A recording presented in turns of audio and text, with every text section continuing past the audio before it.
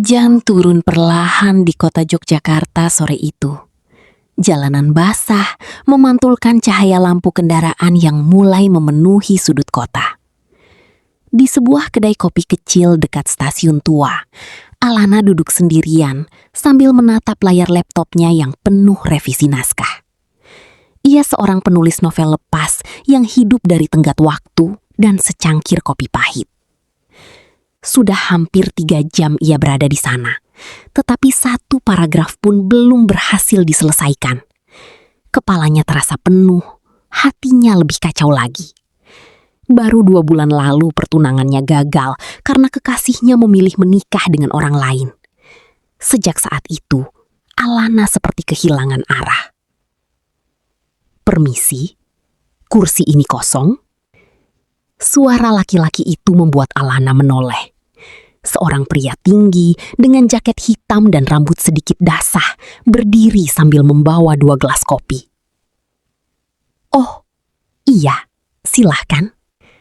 Pria itu tersenyum kecil lalu duduk di hadapannya. "Terima kasih, tempat lain penuh semua." Alana hanya mengangguk pelan.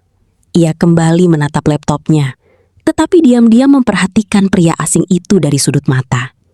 Ada sesuatu dari sorot matanya yang terlihat lelah, seolah ia juga sedang membawa beban besar. "Aneh ya," kata pria itu tiba-tiba. "Apa?" Hujan selalu bikin orang ingin mengingat sesuatu yang sebenarnya ingin dilupakan. Alana terdiam beberapa detik. Kalimat itu terasa terlalu tepat untuk kebetulan. "Kamu penulis?" tanyanya. Pria itu tertawa kecil. "Kelihatan dari cara ngomongku?" "Sedikit. Aku fotografer, tapi kadang suka menulis juga." Namanya Damar. Ia baru kembali dari Jakarta setelah bertahun-tahun bekerja sebagai fotografer dokumenter. Kini ia memilih tinggal sementara di Yogyakarta untuk menenangkan diri setelah kehilangan ibunya 6 bulan lalu. Percakapan mereka yang awalnya canggung perlahan mengalir hangat. Tentang kopi, buku favorit, hujan, mimpi yang gagal tercapai, hingga luka yang belum sembuh. Malam itu, tanpa sadar keduanya pulang bersama menuju stasiun. Kereta terakhir hampir berangkat ketika Damar berkata, "Besok kamu kesini lagi?" Alana mengangkat bahu. "Mungkin." "Aku harap iya." Hari-hari berikutnya berubah tanpa Alana sadari. Ia mulai kembali ke kedai itu setiap sore. Kadang Damar sudah duduk di sana lebih dulu. Kadang mereka datang bersamaan. Mereka berbicara tentang banyak hal. Bahkan hal-hal kecil yang biasanya tidak penting menjadi terasa menyenangkan. Damar sering memotret Alana diam-diam ketika perempuan itu sedang menulis. "Jangan difoto terus," protes Alana sambil tertawa. "Kamu cantik kalau lagi lupa sama dunia." Kalimat itu membuat pipi Alana memanas. Untuk pertama kalinya setelah sekian lama, Alana merasa hidupnya kembali memiliki warna. Ia mulai menulis lagi. Bahkan novel barunya berkembang cepat karena terinspirasi dari pertemuannya dengan Damar. Namun, kebahagiaan itu ternyata tidak berlangsung mudah. Suatu malam, Alana tanpa sengaja melihat pesan masuk di ponsel Damar ketika pria itu sedang ke toilet. "Kapan kamu balik ke Jakarta? Kami semua nunggu kepastian pernikahanmu." Jantung Alana seperti berhenti berdetak. Pernikahan? Ketika Damar kembali, wajah Alana sudah berubah dingin. "Kamu mau nikah?" Damar langsung terdiam. Ia tahu, cepat atau lambat rahasia itu akan terbongkar. "Itu dijodohkan keluarga. Tapi kamu gak pernah cerita." "Aku belum siap kehilangan kamu sebelum benar-benar punya kamu." Jawaban itu justru membuat hati Alana semakin sakit. "Kamu egois, Dam." Malam itu, Alana pergi meninggalkan Damar sendirian di bawah hujan. Beberapa hari mereka tidak bertemu. Kedai kopi itu terasa berbeda. Sepi. Alana mencoba membenci Damar, tetapi semakin ia berusaha melupakan, semakin jelas wajah pria itu memenuhi pikirannya.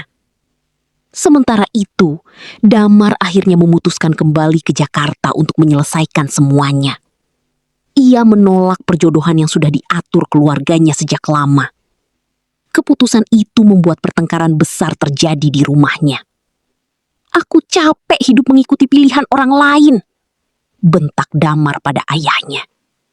"Lalu perempuan itu lebih penting dari keluarga?" Damar terdiam sesaat sebelum menjawab pelan. "Untuk pertama kalinya, aku menemukan seseorang yang membuatku ingin pulang."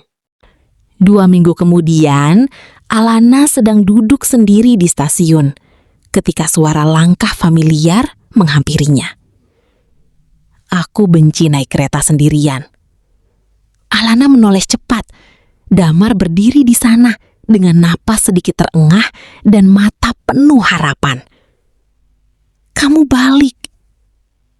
"Aku janji mau jujur kali ini."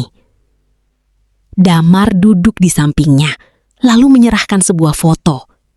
Foto itu adalah Alana yang sedang tertawa di kedai kopi saat hujan pertama mereka bertemu. "Sejak ketemu kamu, aku sadar satu hal," kata Damar pelan. "Rumah ternyata bukan tempat, tapi seseorang." Mata Alana mulai berkaca-kaca. "Aku gak bisa janji hubungan ini bakal sempurna, tapi aku mau berjuang kalau sama kamu."